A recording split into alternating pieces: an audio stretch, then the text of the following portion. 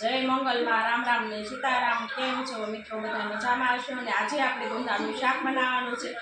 ગુંદાનું શાક ઉનાળામાં જ થાય અને ઉનાળામાં જ ગુંદા પાકે છે અને આપણે વાડીએથી ગુંદા લઈ આવ્યા છીએ અને હવે આપણે ગુંદાનું શાક બનાવવાનું છે. ગુંદાનું શાક બનાવવા માટે આપણે આવી રીતના ટોપા ઉખેડી લેવાના છે. ટોપા ઉખેડાઈ જાય એટલે આપણે દસ્તાની મદદથી આપણે આમ કરી લેવાના છે, બધા ફોડી લેવાના છે.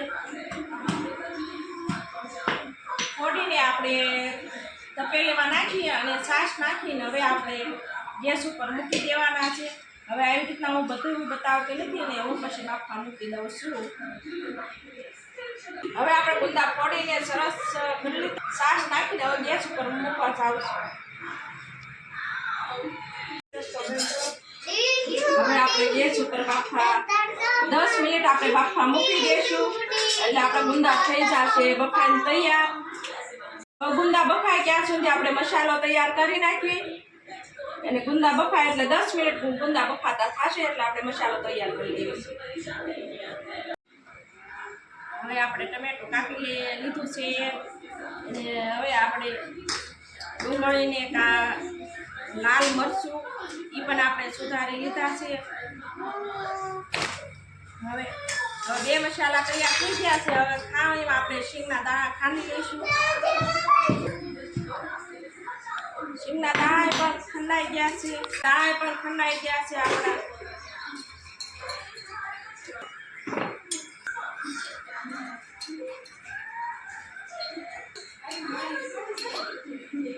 ગાંઠિયા આપણો મસાલો થઈ ગયો તૈયાર.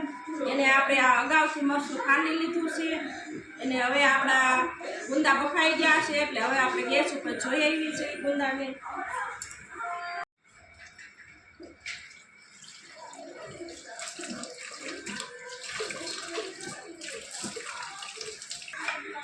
હવે આપણે ગુંદાને આવી રીતના થળિયા કાઢી લેવાના છે. એક પછી ગુંદાને સરસ મસાના આપણે 2-3 પાણીએ ધોઈ નાખ્યા એને હવે આપણે થળિયા કાઢી લેવાના છે.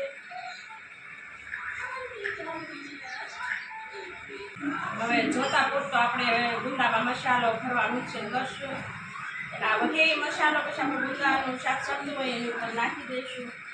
આપણે ગાંઠિયા નાખ્યા, પછી ખાંડેલી શીંગ મૂછ્યા એને જોતા પૂરતું આપણે તીખું જેટલું ખાવીએ એટલું મરચું નાખવાનું છે. એને હળદર નાખશું, મીઠું નાખશું અને ધાણા છીંકવા અને 1 પાવડા જેટલું આપણે અંદર તેલ નાખશું. હવે આપણે હલાવી લઈશું. હલાવીને આપણે બધા ગુંદામાં આપણે આવી રીતના મસાલો કરી લેવાનો છે.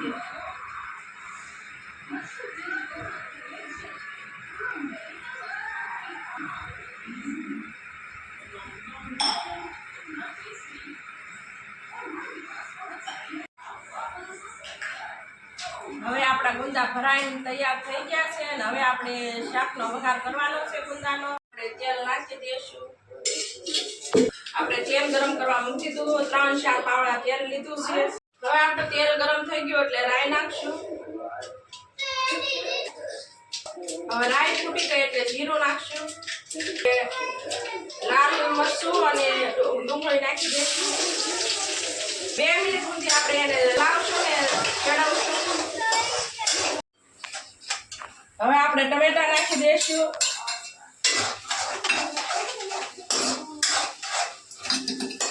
આપણે ટમેટાને 2 મિનિટ ચડવા દઈશું.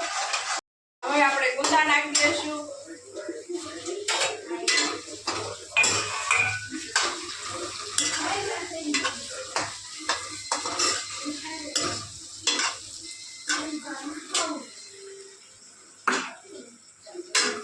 હવે 2 મિનિટ તેલમાં ગુંદાને ચડવા દઈશું એટલે મસાલો નાખવાનો છે. આપણે ખાલી 2 મિનિટ જ ચડવા દેવાના છે કેમ કે બાફેલા ગુંદા છે એટલે એને કાંઈ વાર લાગે નહીં ચડતા. હવે આપણે વધેલો છે ને એ મસાલો નાખી દઈશું.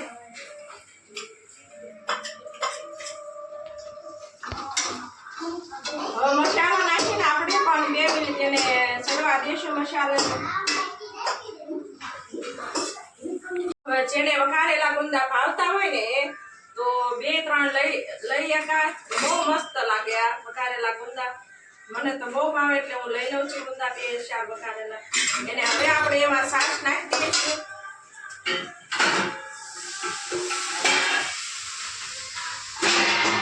1 લીટર જેટલી છાશ નાખવાની છે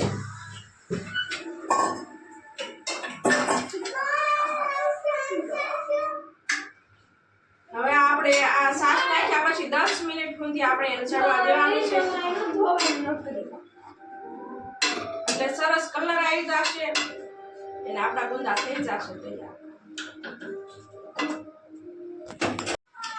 હવે આપણા ગુંદાનું શાક થઈ ગયું છે હવે આપણે દેશી રોટલા અને ગુંદાનું શાક